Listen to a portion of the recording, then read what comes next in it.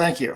It's great to be here, and I feel very honored to be part of this. And so I guess what I would say is I'm John Perkins, and a former economic hitman. My actual title was chief economist at a major Boston-based consulting firm.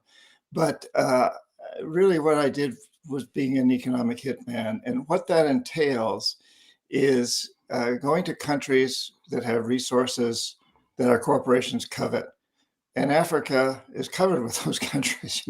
Africa is the wealthiest continent in the world from a resource standpoint, the poorest from an income per capita perspective, but filled with resources. And so my job was to convince countries that had resources our corporations covet, like oil or other resources today, lithium and cobalt and the things that are necessary for the high-tech industry, to convince them to take huge loans from the World Bank or one of its sister organizations. The money, however, never actually went to the country. It went directly to banks in the United States, from banks in the United States to banks in the United States, to pay our corporations to build big infrastructure projects in that country. Things like power plants and industrial parks and highways and so on. And these are things that really benefited a few wealthy people in the country, because those are the people who own the industry and who benefit most from these big infrastructure projects, and also benefit big international corporations that wanted to drain the resources.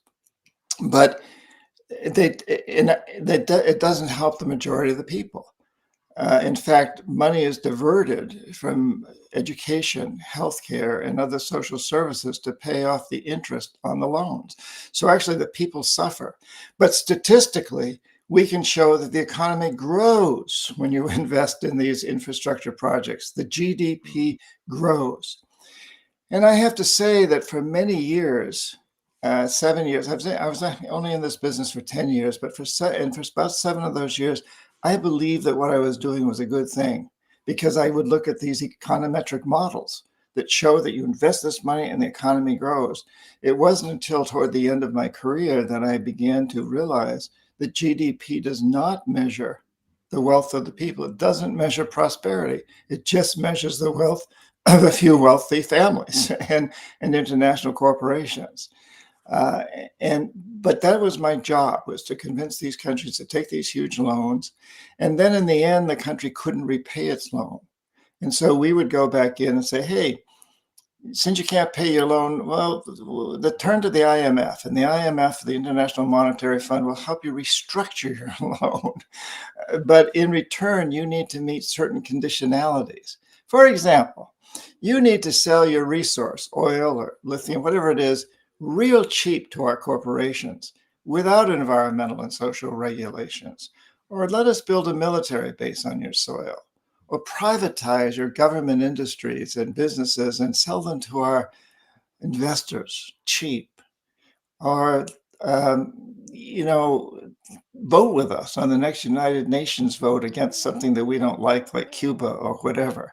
So all of this pressure, what's considered to be kind of lumped under the title of neoliberal economics, controlling a country's policies.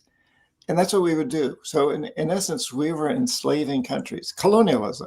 This was a new form of colonialism. It's not all that new, actually, but colonialism in the past was primarily done through military and some through debt and other things. But in more recent times, debt and economics has played a much, much larger role.